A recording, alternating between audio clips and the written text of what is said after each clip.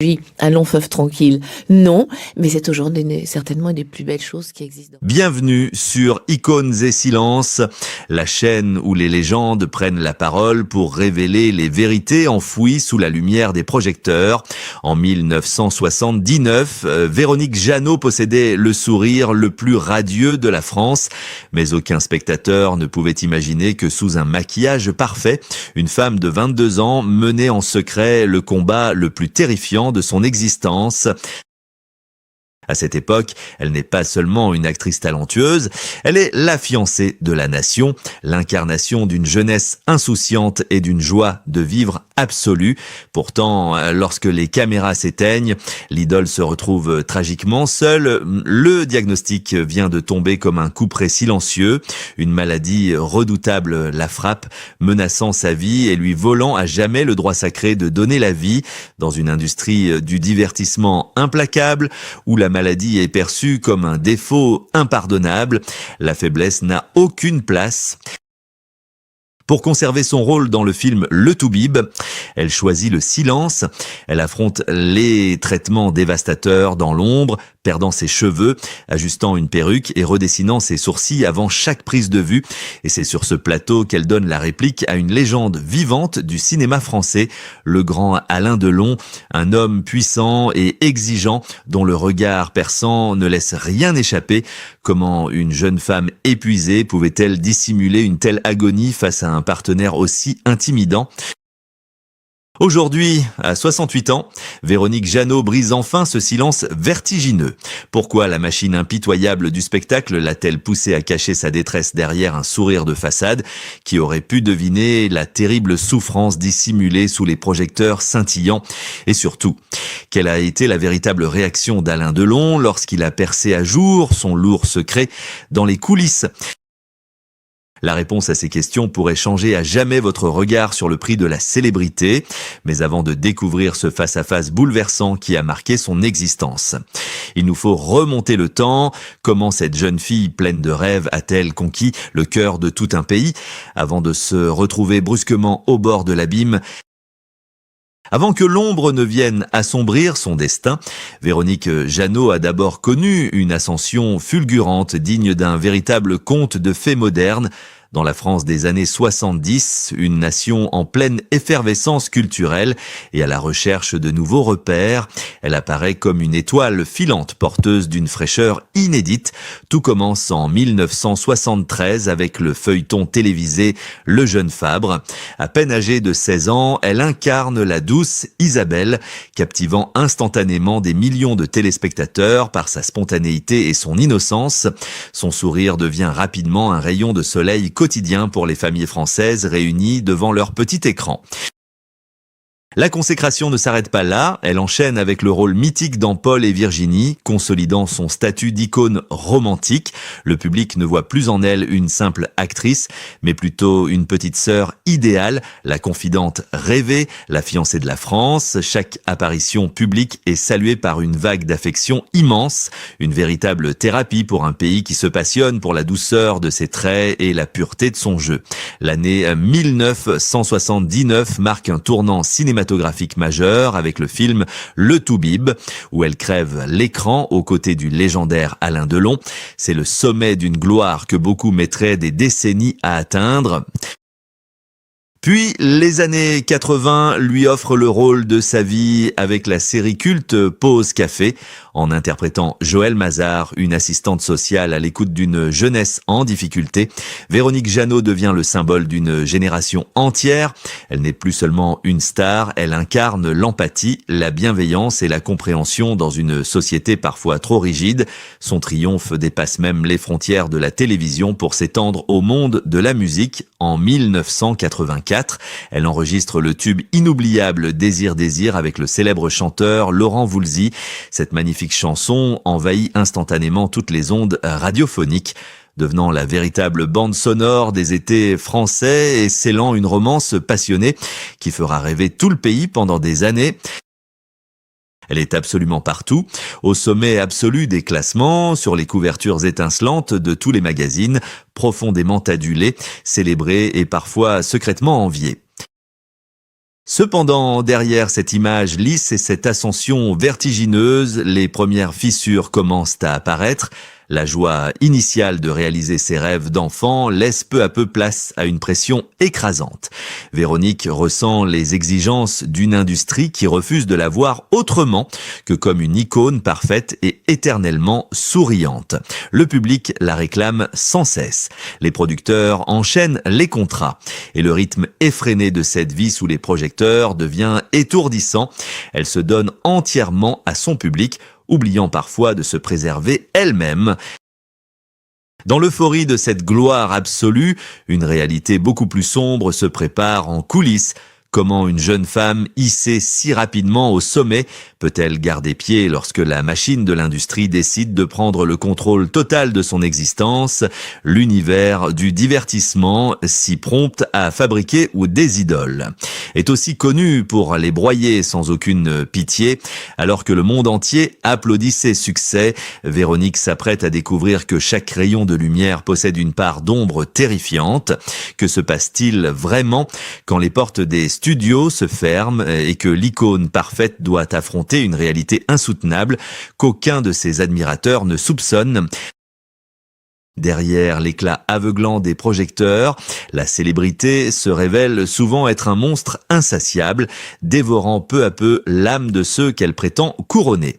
Alors que la France entière ne voyait qu'un sourire radieux et une joie de vivre contagieuse sur les écrans, la réalité quotidienne de Véronique Jeannot prenait une tournure infiniment plus sombre et douloureuse dès ses premiers pas devant les caméras. La jeune femme a été happée par un système implacable qui transforme les êtres humains en simples produits de consommation. Elle s'est retrouvée prisonnière d'un tourbillon médiatique assourdissant, privée de son autonomie et dépouillée de la légèreté inhérente à la jeunesse. Ses journées étaient dictées par des emplois du temps surchargés, des contrats stricts et les exigences incessantes de producteurs pour qui seul le rendement financier comptait. Elle n'avait plus le temps de vivre pour elle-même, sacrifiant ses amitiés, sa famille et son intimité sur l'autel de la gloire. L'industrie du divertissement exigeait d'elle une perfection absolue, la forçant à maintenir une image idéalisée de petite fiancée parfaite, sans jamais lui accorder le droit à l'erreur ou à la fatigue. Les médias scrutaient le moindre de ses faits et gestes, prêts à détruire l'idole qu'ils avaient eux-mêmes créée à la première défaillance. Mais la véritable descente aux enfers a commencé lorsqu'un diagnostic médical terrifiant est venu percuter son destin à seulement 22 ans. Frappée par un cancer foudroyant, elle s'est heurtée à la cruauté d'un milieu professionnel qui ne tolère aucune faiblesse. À cette époque, une actrice malade était immédiatement considérée comme un risque majeur, une marchandise avariée que les studios s'empressaient d'écarter sans aucun ménagement. La peur viscérale de perdre son métier, qui était toute sa vie, l'a poussée à faire un choix déchirant. Elle a dû sceller un pacte de silence absolu, dissimulant sa maladie à presque tout son entourage professionnel. Le contraste entre son triomphe public et son calvaire intime devenait alors vertigineux, créant une dissonance psychologique insupportable. Pendant que les spectateurs l'acclamaient et la rêvaient en icône invincible, elle subissait les ravages physiques et moraux d'une chimiothérapie extrêmement agressive. Loin des regards admiratifs, dans la solitude glaciale de sa loge, le masque de lumière tombait, son corps s'épuisait, elle perdait ses cheveux par poignées douloureuses et devait rassembler ses toutes dernières forces pour ajuster une perruque étouffante. Avant chaque prise de vue, ses mains tremblantes redessinaient ses sourcils effacés par le traitement, essayant désespérément de recréer l'illusion de la santé parfaite pour satisfaire les objectifs froids des caméras. Le système qui l'avait propulsée au sommet s'avérait incapable de la protéger dans ces moments de vulnérabilité extrême. Elle se sentait trahie par un univers superficiel où l'humain s'efface systématiquement devant l'image de marque et les parts d'audience. L'absence totale de compassion de cette machine à broyer les rêves accentuait son sentiment de solitude infinie. Elle devait survivre silencieusement tout en continuant de sourire à la vie publique, portant un masque de bonheur qui devenait chaque jour plus insoutenable. Ce contrat invisible avec le public, forgé par des producteurs avides, ne lui laissait aucune porte de sortie. Face à cette détresse silencieuse, une question obsédante s'impose à nous. Comment l'icône a-t-elle pu tenir debout face à ce gouffre sans sombrer définitivement? Et surtout, que s'est-il réellement passé lorsque l'inévitable s'est produit? Ce jour terrifiant où son secret a été percé à jour sur le plateau de tournage. La suite de son parcours nous précipite au cœur d'une confrontation inoubliable, là où la fragilité rencontre enfin la vérité. En 1979, le destin de Véronique bascule brutalement sur le tournage du film Le Toubib. La pression est à son comble. Elle donne la réplique au monstre sacré du cinéma, l'intimidant Alain Delon, un acteur réputé pour son exigence absolue et son regard qui ne pardonne aucune faiblesse. Terriblement affaiblie par les séances de chimiothérapie qu'elle subit en secret, la jeune actrice livre une bataille silencieuse et acharnée. La tragédie ne réside pas seulement dans la maladie, mais dans la terreur constante d'être découverte et remplacée par une industrie impitoyable. Chaque matin, elle s'enferme dans sa loge pour masquer les stigmates de son calvaire. Elle ajuste sa perruque pour cacher la perte de ses cheveux et redessine minutieusement ses sourcils, effacés par les traitements. Mais sous les puissants projecteurs du plateau, la chaleur étouffante fait fondre son maquillage, menaçant de révéler son secret. Elle doit s'éclipser entre chaque prise, justifiant ses absences par de simples retouches. Pourtant, cette manœuvre n'échappe pas à l'œil perçant de son partenaire. Agacé par ces interruptions, Alain Delon finit par la confronter, exigeant des explications face à ce qu'il perçoit comme un caprice. Poussé dans ses derniers retranchements, épuisé par ce double jeu, Véronique avoue l'inavouable.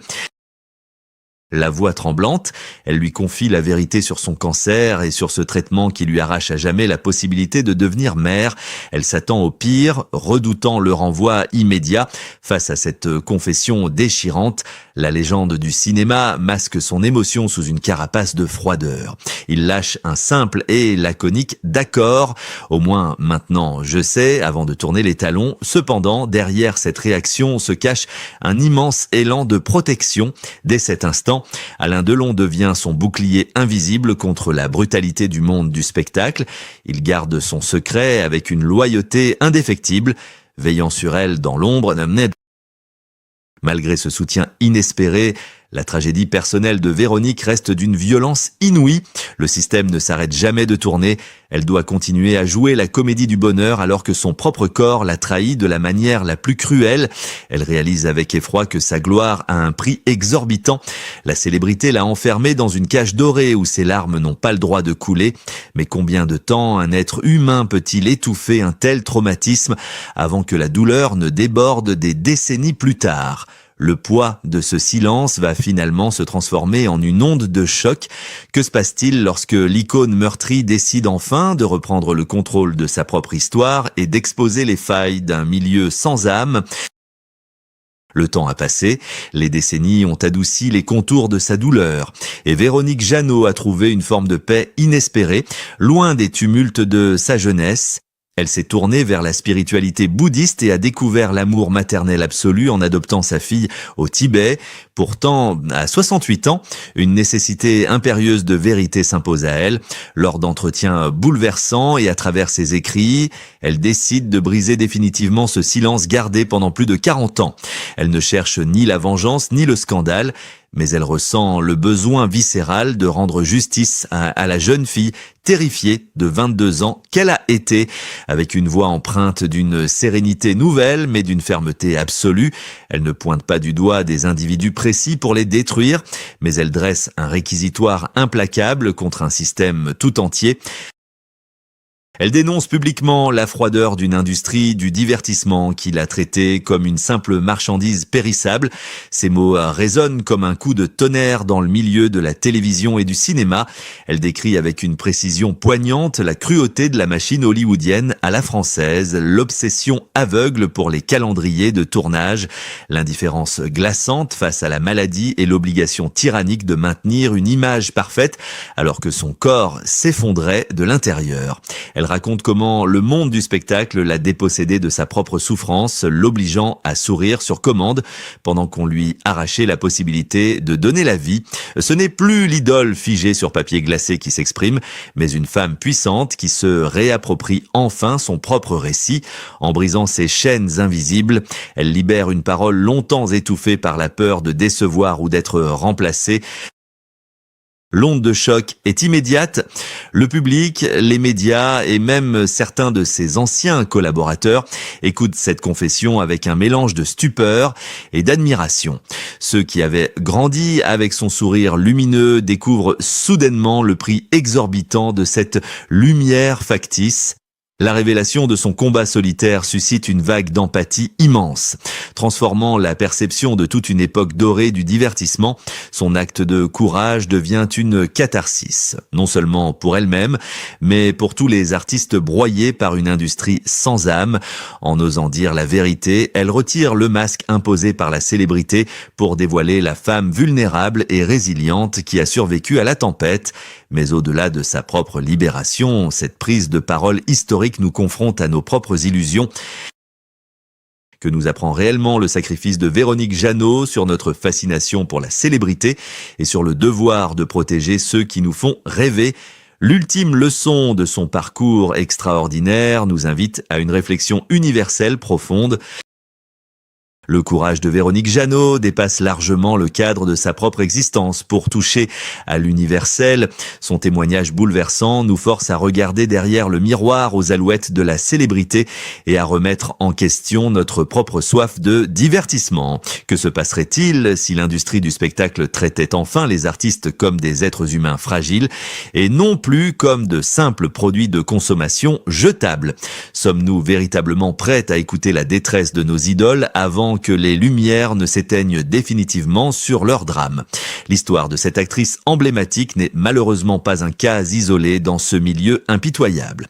Elle incarne la voix de tant d'autres artistes, souvent propulsés trop jeunes sous les feux de la rampe, qui ont été exploités, usés puis oubliés dès que leur éclat vacillait. Des étoiles filantes dont la jeunesse a été sacrifiée sur l'autel de l'audimat et de la rentabilité. En rompant le silence, Véronique rend hommage à toutes ces âmes blessées qui n'ont jamais eu la force ou l'opportunité de s'exprimer. Elle nous rappelle avec une justesse infinie que derrière chaque icône adulée par les foules bat un cœur vulnérable. Capable de saigner en silence, notre devoir en tant que public n'est plus seulement d'applaudir les performances éblouissantes de ceux qui nous font rêver. Il est de développer une véritable compassion, d'apprendre à voir l'humain derrière le maquillage et d'exiger une industrie plus éthique et respectueuse.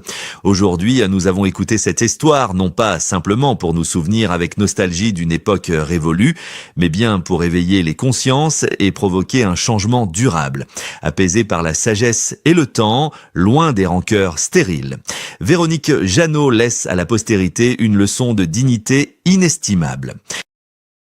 Comme elle le dirait si bien pour résumer son long voyage vers la résilience et la paix intérieure, je ne cherche ni la vengeance ni la pitié. Je voulais simplement que mon histoire soit enfin racontée avec ma propre vérité.